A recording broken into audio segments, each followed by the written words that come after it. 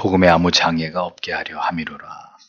이런 제목으로 고린도전서 강의를 이어갑니다.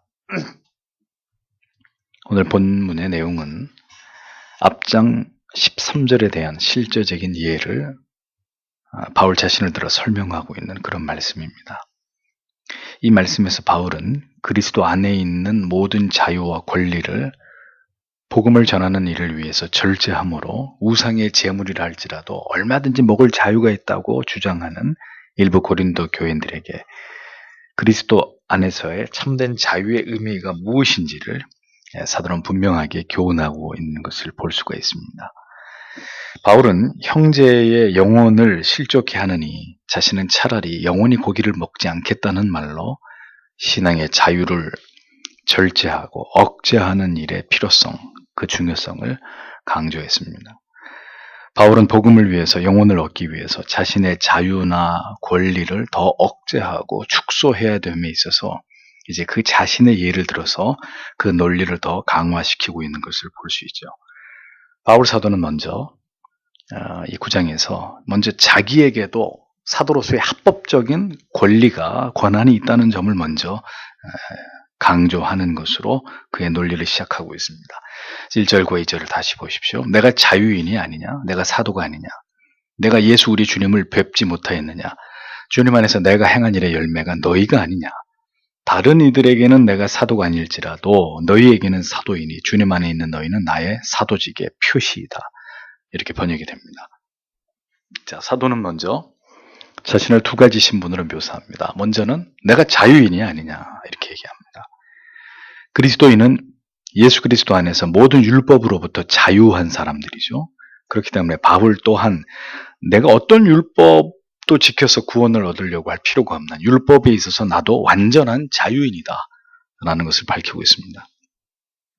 그럼에도 불구하고 바울은 앞에서 말한 바와 같이 내가 자유할 수 있는 권한을 형제를 위해서 스스로 절제하고 자제한다. 내가 율법 아래로 들어간다. 이렇게 말하고 있었던 겁니다.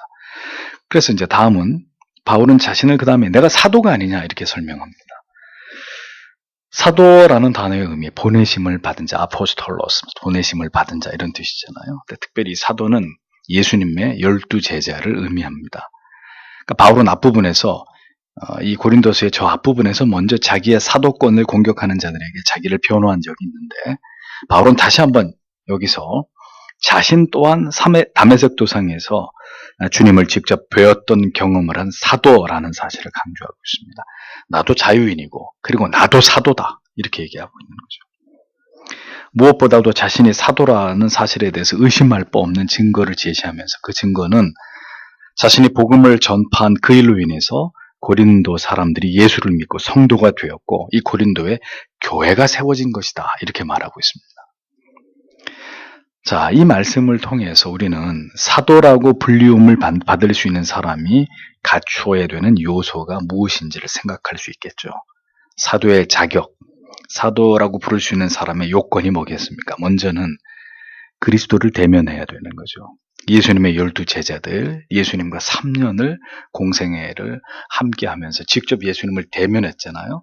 예수님을 대면한 사람들만이 사도가 될 수 있는 거죠. 그리스도께로부터 직접 복음을 들었고 또 복음 전파의 사명을 위임받은 사람이라야 사도라는 직함을 가질 수 있는데 바울이 얘기하는 거예요. 나도 예수를 만난 사람이다. 예수에게 직접 복음을 전하라고 이방인에게 복음을 전하라고 부름을 받은 그래서 나도 사도라고 말할 수 있다. 그러니까 사도의 요건은 예수님께 복음을 듣고 예수님께 복음 전파의 사명에 위임을 받은 자라야 한다는 겁니다. 두 번째는 그에게 위임된 사도의 직분과 사명을 수행함에 있어서 영혼을 변화시키고 하나님의 교회를 세우게 된 결과물이 있을 때 그 사람을 사도다 이렇게 부를 수 있다는 것입니다. 사도가 말하는 거예요. 바울이 말하는 거죠. 내가 나를 사도라고 부를 수 있는 이유는 그대들이 그 증거다 이렇게 얘기하는 거죠. 그대들이 내가 전하는 복음을 듣고 신자가 됐고 그리고 교회가 세워지지 않았느냐. 그러니 내가 사도가 아니고 누구냐. 그런 논리입니다.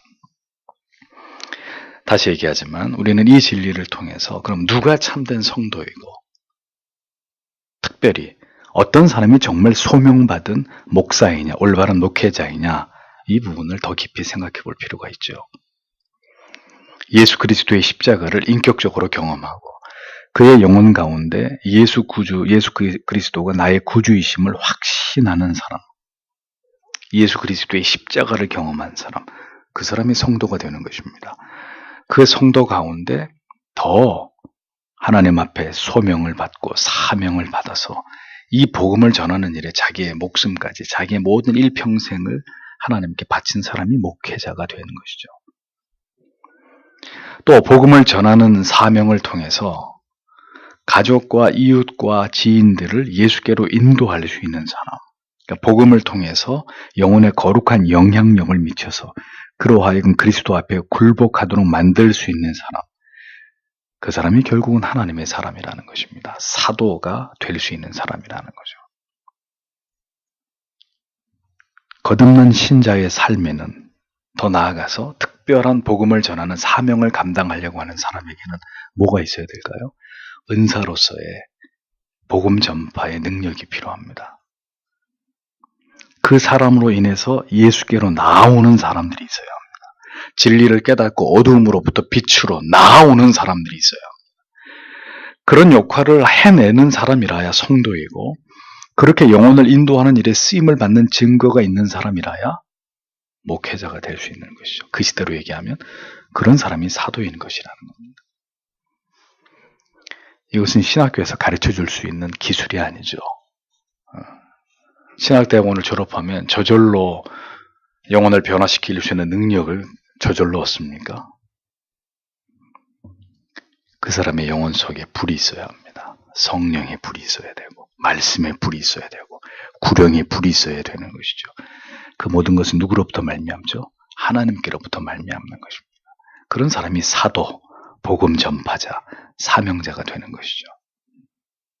사도는 자신의 사도권을 인정하지 않은 자들이 고린도 교회 안에 있다는 것을 알고 있었습니다. 그러나 그들을 제외하고 바울로 인해서, 바울이 전하는 복음으로 인해서 고린도 교회의 성도들이 구원을 받게 되었기 때문에 사도는 자신의 사도권에 대한 가장 분명한 표지는 예수를 믿어서 하나님의 자녀가 된 바로 그대들이다, 이렇게 말하고 있습니다. 복음을 전파함으로 영혼들이 회심을 하고 신자가 되어서 교회를 이룸으로써 자신의 사도권은 이미 충분히 증명이 되었다는 사실을 밝히고 있는 것이죠. 조심스러운 말이지만 열매가 성도가 많고 적고의 문제가 아니라 그가 참 목자이고 그 교회가 참된 하나님의 교회라면 뭐가 일어나야 되는 거죠? 영혼의 변화가 일어나야 되는 것입니다. 그러니까 목회자가 10년을 20년을 설교를 했는데도 그 교회에서 참된 회심을 경험하는 성도가 아무도 없다. 그런데 교회만 늘어난다. 그리고 심지어 교회를 예배당을 크게 짓기까지 했다. 그러면 그 목회자나 그 교회는 참된 목회자고 참된 교회라고 말할 수 있을까요? 성경에 의하면 그 사람은 목사도 아니고 그런 교회는 교회라고 말할 수 없는 거예요. 교회를 출입하는 사람의 수가 많아지는 것이 참된 교회의 표지가 아니고 예배당의 크기가 커지는 것이 올바른 교회의 증거도 아니죠. 중요한 게 뭡니까? 바울이 얘기하잖아요. 한 사람 한 사람씩 그 영혼이 근본적으로 변화되어가는 이런 역사가 일어날 때 우리는 그 교회야말로 성령이 살아 역사하시는 하나님의 교회라는 확신을 갖게 되는 것입니다. 그래서 청교도들은 이런 이야기를 합니다. 목회자의 꽃은 성도의 회심이다. 네. 사도는 그렇게 자기의 사도권을 증명하고 있었습니다. 이어서 자신에게 주어진 권한에 대해서 더불어 더 몇 가지를 더 설명하기 시작합니다. 3절에서 8절을 보면 나를 비판하는 자들에 대한 나의 답변은 이것이다. 우리에게 먹고 마실 권리가 없느냐? 우리에게 다른 사도들과 주님의 형제들과 게바와 같이 자매된 아내를 데리고 다닐 권리가 없느냐? 또한 나와 바나바에게만 일하지 않을 권리가 없느냐? 누가 자신의 비용을 쓰며 군인으로 봉사하겠느냐? 누가 포도원을 만들고 그 열매를 먹지 않겠느냐? 누가 양떼를 기르면서 그 양떼의 젖을 먹지 않겠느냐? 내가 사람의 관례를 따라 말하고 있느냐? 율법도 이것을 말하고 있지 않느냐? 이렇게 적고 있습니다. 이게 무슨 말입니까? 그 전에 고린도 교회 성도 중에는, 고린도 교회 교인들 중에는 바울을 대적하는 자들이 있었습니다. 그래서 고린도 교회에서 바울이 와서 이 목회를 할 때부터 계속해서 기회가 있을 때마다 바울을 비난하고 그를 신문하면서 그렇게 바울을 괴롭히고 있는 사람들이 고린도 교회 안에 있었습니다. 그러니까 그걸 보면 성도 여러분, 교회는 100% 회심한 사람만 있는 것이 아니라는 걸 알 수 있는 거예요. 특별히 믿음이 약하고 영적으로 성숙하지 않은 교회일수록에 회심한 신자보다는 불신자, 신자처럼 보이는 불신자들이 훨씬 더 많겠죠. 그러니까 그런 사람들이 끊임없이 어떻게 해요? 목회자를 공격하고 그 권위를 무너뜨리려고 하고 교회를 흔드는 이런 역할들을 한다는 거죠. 어디서요? 교회 안에서. 복음을 듣고 신자가 되는 사람들도 있지만 회심하지 않은 가운데 이렇게 목회자에게 끊임없이 고통이 되고 공동체를 허물고 끊임없는 갈등과 분쟁으로 몰아가는 신자처럼 보이는 신자가 아닌 사람들도 교회 안에 있는 거예요. 그게 지상교회의 불완전성이라는 거죠. 그러니까 고린도 교회의 성도 가운데 일부는 사도가 자비량으로 교회에 어떤 도움도 받지 않고 선교 활동을 하고 있는 것에 대해서 이렇게 생각하는 거예요. 사도 바울, 지가 무슨 사도야. 쥐는 예수님한테 직접 복음을 전수받은 그런 사람도 아니면서 자기가 정식 사도가 아니기 때문에 사도에게 교회가 어떤 그 베푸는 이런 혜택들, 그런 게 자기가 뭔가 찔리는 게 있으니까 바울 사도는 그걸 다 거부하는 거 아니겠어? 자기가 적법한 사도라면 왜 다른 사도가 다 누리는 권리를 자기는 거부하는 이유가 뭐겠어? 이렇게 이제 바울의 사도권을 의심하는 사람들이 있었다는 거죠. 그러니까 바울은 다시 적극적으로 자기를 변호하지 않을 수 없는 이런 상황이었다는 것을 우리가 이해할 필요가 있다는 겁니다. 자, 보세요. 사도도 적극적으로 어떻게 합니까? 자기를 변호하고 있잖아요. 우리의 신앙에 대해서, 신앙의 자유나 그 밖에 우리에게 주어진 어떤 적법한 권리에 대해서 침해를 당하거나 부당한 오해를 받게 될 때 신자는 그냥 무조건 부단히 참는 것만이 능사일까요? 그렇지 않습니다. 때로는 당당하게 자신을 변호하고 자기에게 씌워져 있는 오명을 해명하는 일 또한, 오해를 해명하는 일 또한 우리에게 반드시 필요한 일이라는 거예요. 우리에게 이익이 되느냐 불이익이 되느냐의 문제에서는 우리가 불이익을 당하더라도 참을 수 있습니다. 그런 것들은 우리가 그렇게 양해할 수 있어요. 양보할 수 있어요. 그러나 신앙과 관련이 되고 진리와 연관된 문제라면 적극 해명하고 진리를 밝힘으로 인해서 복음의 영광이 가려지지 않도록 해야 된다는 거예요. 바울 사도에게 이 사도권을 의심받는 문제는 그 개인의 어떤 명예와 관련되는 문제만은 아니었습니다. 왜냐하면 바울의 사도권이 흔들리고 의심받게 되면 뭐까지 흔들리게 돼요? 복음의 권위까지 무너지는 거잖아요. 바울이 전하는 복음의 권위까지 흔들릴 수 있는 이 중대한 문제였기 때문에 사도는 이 문제에서만큼은 적극적으로 방어하고 변론을 펼치고 있는 모습을 성경이 보여주고 있지 않습니까? 그래서 사도는 자신에게 주는 권한에 대해서 먼저 설명을 하는 거예요. 자, 바울이 말하는 권한이 뭡니까? 사도로서의 권한, 바울이 얘기하죠. 먹고 마실 권한이 내게 없느냐? 이렇게 얘기합니다. 이것은 사도들의 생활을 위해서 교회가 후원하는 물질을 의미합니다. 교회를 위해서 성도의 영혼을 위해서 일하는 자가 교회로부터 성도들로부터 물질적인 도움을 받는 것은 당연한 것이고 목회자와 성도가 좋은 것을 함께 나누는 것은 성경이 가르치고 있는 바죠. 바울 사도 또한 적법한 사도이기 때문에 자기에게도 분명히 그렇게 먹고 마실 수 있는 권한이 있다는 점을 분명히 얘기합니다. 그 다음에 두 번째 권한, 바울에게는 결혼한 배우자가 없었지만 다른 사도들, 바울이 얘기하죠. 다른 사도들, 그리고 예수님의 형제들, 야고보, 요셉, 시몬, 유다 같은 예수님의 형제들, 그리고 게바, 베드로 사도 같은 자들은 모두 결혼을 해서 아내를 두고 있었는데 당시는 사도가 공적으로 목회의 사역을 행함에 있어서 아내들과 항상 함께 동행하고 그것을 동역하도록 교회가 그것을 허락해 주었습니다. 초대교회가. 이미 그 시대부터 사도들과 사도들의 아내들은 함께 교회 일들을 감당하고 수행했던 것을 볼 수 있죠. 사도의 아내는 사도는 아니지만 사도와 함께 사도가 행하는 모든 공적인 일들을 도와서 함께 그 모든 일들의 활동을 할 수 있도록 교회가 그러한 권한과 그리고 필요한 물질을 공급해 주었던 것입니다. 바울 사도는 이에 다른 사도들처럼 자신도 그렇게 부부가 함께 교회에 도움을 입어서 목회 활동을 할 수 있는 권한이 자기에게도 분명히 있다는 것을 밝히고 있는 거예요. 단지 자기는 지금 뒤에서 얘기하지만 자기는 아내도 없고 또 그렇게 하고 있지 않다 뿐이지 자기에게도 얼마든지 그런 권한이 있다라는 것을 분명히 짚고 넘어갑니다. 또 세 번째로 사도들은 자기의 생계를 위해서 육체적인 노동을 하지 않고 복음을 전하고 주의 말씀을 가르치는 일들로 인해서 교회로부터 생활비를 받아서 살아갈 수 있는 이런 어떤 교회로부터 공개를 받는 혜택이 있었는데, 바울은 자신과 자신의 동역자 바나바도 이렇게 세상에서 노동을 하지 않고 교회가 제공하는 물질로 살아갈 수 있는 혜택과 배려를 누릴 권한이 자기에게도 분명히 있다. 그러니까 사도들이 누리는 이런 모든 권한이 나에게도 분명히 주어져 있는 것이다. 이걸 밝히고 있는 거예요.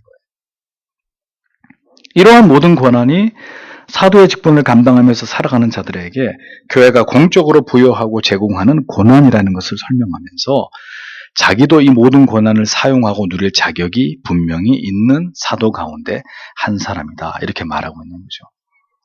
이어서 사도는 또 세 가지 비유를 가지고 이것을 설명합니다. 군인, 포도원을 경작하는 사람, 양떼를 기르는 자, 이 세 직업의 비유를 통해서 일꾼들이 자기 품삯을 받거나 생산물을 받는 것, 이거 지극히 정당한 것이다. 이런 주장을 펴니다. 군인 가운데 어떤 군인이 자기 돈을 들여가지고 군복을 입고 자기 돈을 들여서 총을 사고 자기 돈을 들여서 훈련을 받는 사람이 어디 있느냐. 포도원을 만드는 사람이 그 포도원을 열심히 경작해서 그 포도원에서 포도 열매를 따는 것은 당연한 일이고, 양떼를 돌보는 사람이 그 양으로부터 젖을 얻는 것, 양의 털을 얻는 것, 이건 뭐 당연한 일이듯이 주의 일에 힘쓰는 사도들이 교회로부터 이 모든 것을 공급하는 것은 지당한 일이라는 것을 사도가 설명합니다. 그리고 이 모든 말은 바울 사도 자신의 말이 아니라 하나님의 말씀인 율법이 명시하고 있는 바라고 덧붙이고 있습니다.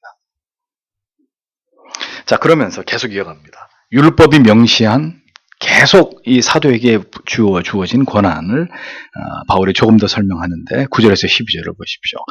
모세 율법에 기록되어 있기를 곡식을 타작하는 소에게 망을 씌우지 마라 하였으니 하나님께서 어찌 소들을 염려하는 것이냐, 아니면 전적으로 우리를 위하여 말씀하신 것이냐, 이것은 참으로 우리를 위하여 기록된 것이니 밭을 가는 자는 소망을 가지고 갈고 곡식을 타작하는 자는 함께 나누어 가질 소망을 가지고 타작하는 것이다. 우리가 너희에게 신령한 것을 뿌렸다면 우리가 너희에게서 육신의 것을 거둔다고 해서 그것이 지나친 일이 되겠느냐? 다른 이들도 너희에게 이런 권리를 가졌다면 우리는 더욱 그렇지 않겠느냐? 그러나 우리는 이 권리를 사용하지 않았고 모든 것을 참고 있으니 이는 그리스도의 복음에 어떤 지장도 주지 않으려는 것이다. 이렇게 기록되어 있습니다. 곡식을 밟아 떤다는 말은요, 타작을 의미하는 거예요. 타작을 의미하는데, 타작하는 소는 배불리 먹을 수 있도록 입에 망을 씌우지 말라고 신명기 율법이 기록되어 있습니다. 바울은 이렇게 얘기합니다. 그 신명기의 하나님의 율법의 말씀이 그게 과연 소를 위한 말씀이겠느냐, 이렇게 반문하고 있는 거죠. 그 말씀은 복음을 위해서, 하나님의 나라를 위해서 열심히 소처럼 일하는 그런 하나님의 사명자들, 사도들이 교회로부터 모든 지원을 받는 것이 마땅함을 율법이 명시하고 있는, 비유적으로 명시하고 있는 것이다. 이렇게 이제 카멘트를 다는 거죠. 또 열매를 기대하면서 밭을 갈고 곡식을 얻게 될 것을 소망하면서 타작을 하듯이 복음을 전하는 자들이 교회로부터 사도의 직무를 감당하면서 살아가는 일에 도움을 받는 것은 마땅한 일이다. 사도가 계속 반복하면서 사도의 권한을 이렇게 이야기하고 있습니다. 하나님의 말씀을 전하고 가르치는 일을 하면서 생계에 필요한 도움을 교회로부터, 성도들로부터 얻는 것이 어찌 경우에 합당하지 않은 잘못된 일이라고 말할 수 있는지, 사도는 이같이 사도의 모든 혜택들은 절대로 문제 삼을 것이 없는 것이다 라는 논리를 충분히 개진하고 있습니다. 그러면서 이렇게 얘기하죠. 다른 사도들에게도 이러한 권한이 있고 그것을 누림이 그들에게 당연하다면 자기 또한 그렇지 않겠느냐, 이렇게 질문하면서, 그러나 자신은 이 모든 적법한 권한을 사용하지 않았다는 사실을 밝힙니다.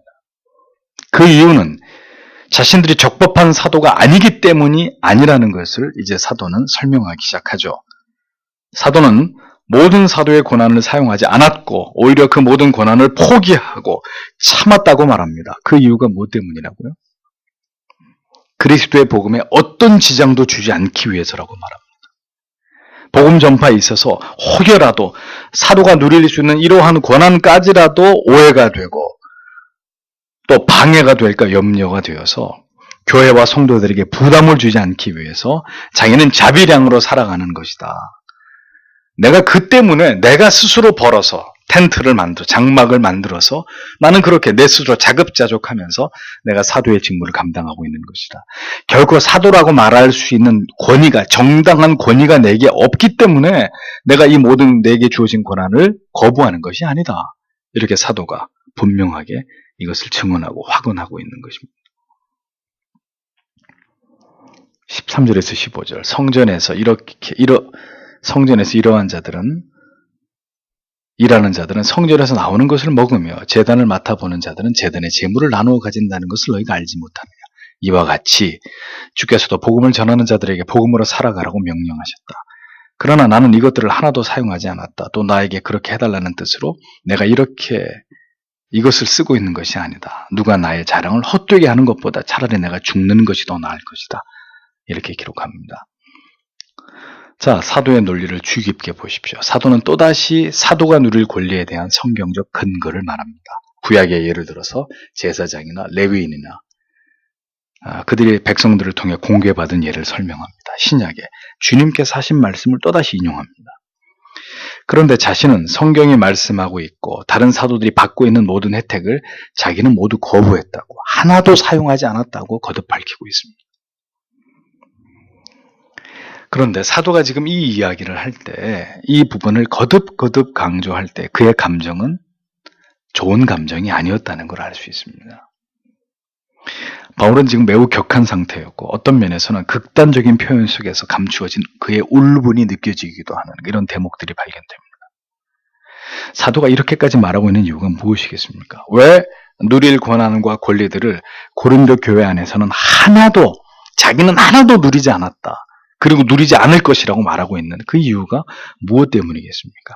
그럼 정말 사도는 사도의 직분을 감당하는 동안 어떤 교회들로부터 전혀 어떤 도움도 받지 않았다는 이야기인가요?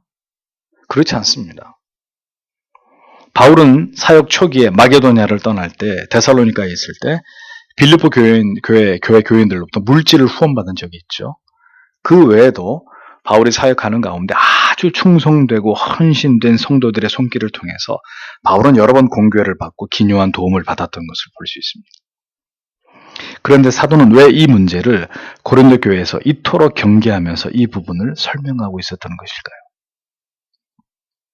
사도는 지금 자기의 말은 자신에게 이러한 권한을 행사할 수 있도록 너희가 그렇게 나에게 해달라 이런 의미에서 하는 말이 아니고, 만약에 고린도 교회의 성도 가운데 누군가가 자기의 이런 모든 노력에도 불구하고 사도의 권한을 사도 바울이 누리지 않는 것은 사도로서의 진정성이 의심되기 때문이다. 이렇게 자기가 만약에 오해를 받을 것 같으면 바울이 뭐라고 해요? 난 차라리 죽어버리는 게 낫다. 차라리 난 죽는 게 낫다. 아주 극단적인 표현을 사도가 사용하고 있습니다. 그러니까 자기의 사도권이 이렇게 오해받고 있는 상황에 대해서 매우 지금 사도는 고통스러워하고 있었다는 걸 알 수 있죠. 차라리 죽는 게 낫다. 이렇게까지 얘기하고 있잖아요. 자신은 여전히 자신을 의심하는 고린도 교회 성도들에게 어떤 부담도 되고 싶지 않은 마음에서 오직 복음을 위해서만 순수하게 아무런 대가를 바라지 않고 일했을 뿐인데도 자기를 오해하는 고린도 교회 성도들에게 매우 서운한 감정을 드러내고 있었던 것을 볼 수 있습니다. 목양간에는 모든 것이 사랑과 신뢰와 존경 속에서 덕과 인애 가운데서 행해져야 되죠.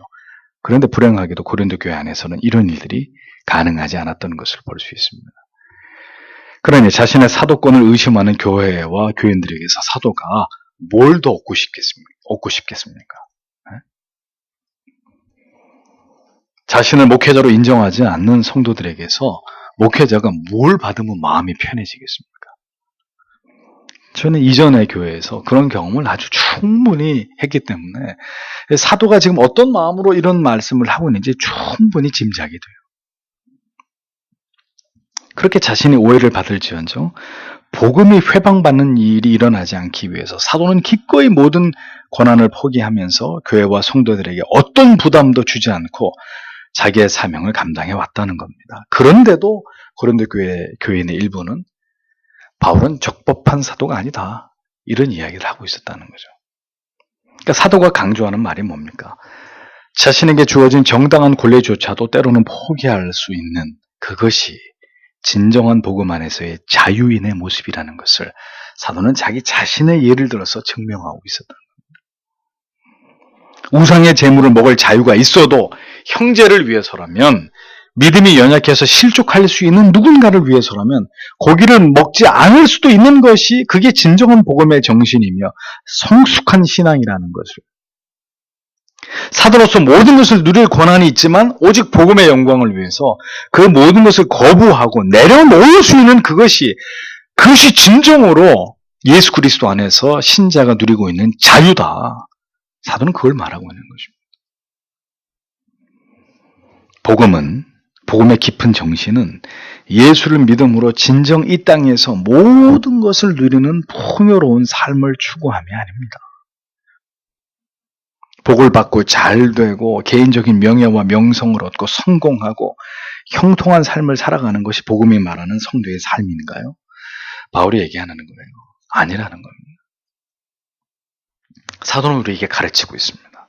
복음을 위해서, 더 나은 신앙의 가치를 위해서 우리가 정당히 누릴 수 있는 것도 때로는 포기하는 것이 필요할 수 있다라는 것을 교훈하고 있는 거죠. 다 누리고 맛보고 원하는 것을 다 하는 것만이 그리스도인의 삶이 아니라는 겁니다. 주를 위해서, 하나님의 뜻을 위해서 그렇게 할 수 있는, 그렇게 해도 무방한, 누가 뭐라 그럴 사람이 없는 그 권한들을 내려놓을 수 있는 것. 성도의 진정한 능력은 바로 그것이고, 그것을 통해서 복음의 영광은 더 찬란하게 드러나게 되는 것임을 사도는 웅변하고 있는 겁니다. 이 세상보다 다가올 저 세상을 더 그리워하고 그 세상을 확신하는 자들이 신자임을 우리가 뭘 통해서 이 세상에 그걸 보여줄 수 있겠습니까? 세상에서 우리가 취할 수 있는 가장 좋은 것들을, 더 나은 물질적인 가치들을 기꺼이 우리가 다 누리는 게 아니라 그것을 기꺼이 다 포기하는 것. 그걸 세상 사람들에게 보여줌으로써 우리가 추구하는 세상은 이 세상이 아니고 보이지 않는 저 세상입니다 라고 말할 수 있다는 거죠. 가장 좋은 것을 성도와 그리고 목회자가 누리면서 이게 하나님 우리에게 주신 복입니다, 이런 얘기하면서 우리는 내세를 소망합니다, 이런 얘기를 하면 누가 그 말을 귀담아 듣겠느냐는 거죠. 돌아갈 우리의 영원한 본향이 있으니 이 땅에서 살아가는 부족한 삶에도 우리는 만족하고 감사함을 보여야 우리가 전하는 복음이 힘이 있고 우리가 말하는 영생과 구원이 더 존귀한 가치를 가질 것이 아닙니까? 바울은 그 얘기를 하고 있는 거예요. 이 땅에서 조금은 부족하게, 조금은 더 절제하면서 우리가 누릴 수 있는 것들을 포기하면서 더 나은 가치들을 바라보고 추구하려고 하는 성도의 삶이 우리에게 필요하다는 것을 사도는 우리에게 가르쳐 줍니다. 세상에 대해서는 아무런 욕심이, 더 이상의 욕심이 없지만 그 나라와 하나님 앞에서 받은 사명을 위해서라면 아낌없이 모든 노력을 다하는 삶, 그것이 바로 진정한 진리 안에서 자유로운 영혼을 가진 사람의 삶이라고 사도는 그렇게 고린도 교회 성도들에게 교훈을 하고 있었던 것입니다. 신자의 자유는, 신자의 영혼의 진정한 자유는 누림으로서의 자유가 아닙니다. 움켜쥐므로서의 자유가 아닙니다. 오히려 우리에게 주어진 권한과 권리를 포기하고 절제하고 내려놓음으로써 말미암은 자유입니다. 복음의 영향력은 가장 높은 자리에 올라가야 나타나는 게 아니에요. 어떤 엉터리 목사가 고지론을 펼치면서 예수 믿는 사람들이 가장 높은 곳으로, 가장 큰 영향력을 발휘할 수 있는 것으로 올라가야 하나님의 영광을 나타낼 수 있다. 이런 엉터리 같은 말을 합니다. 복음의 영향력은 가장 높은 자리에서 나타나는 게 아니라 그리스도처럼 가장 높아지실 수도 있음에도 불구하고 가장 낮은 자리를 선택할 때 더 강력하게 나타나게 되는 것이라는 것을 우리는 기억해야 되는 것입니다. 바울은 몸소 그 진리를 이야기하고 있는 것입니다. 그렇다고 해서 바울이 그런 모든 권한들을 교회로부터 얻는 자기의 동역자들을 비난하거나 그들을 정죄하고 있는 게 아니에요. 또 자기 자신도 어떤 교회를 통해서는 공개를 받았잖아요. 다만 이렇게 사도권이 의심되고 그리고 복음이 더 힘있게 증거되지 못하는 여러 가지 인간적인 것으로 얽혀있는 이런 교회에서 한 영혼이라도 더 그리스도께로 인도하기 위해서라면 때에 따라서 이러한 완전한 자기 포기가 선행되지 않고는 복음의 놀라운 능력과 그 영광을 드러낼 길이 요원하다는 것을 사도는 우리에게 이야기하고 있는 것입니다. 신자는 거기까지를 생각하고 각오할 때 그를 통해서 하나님의 역사가 나타난다는 그 말을 하고 있는 것이죠. 주를 바라보면서 우리 평생의 삶에서도 이 원리를 쫓아 살아갈 수 있는 하나님께서 오늘도 우리에게 그러한 은혜를 주시기를 오늘도 우리는 하나님 앞에 기도해 드릴 줄 압니다. 다 함께 주신 말씀을 생각하면서 기도하도록 하겠습니다.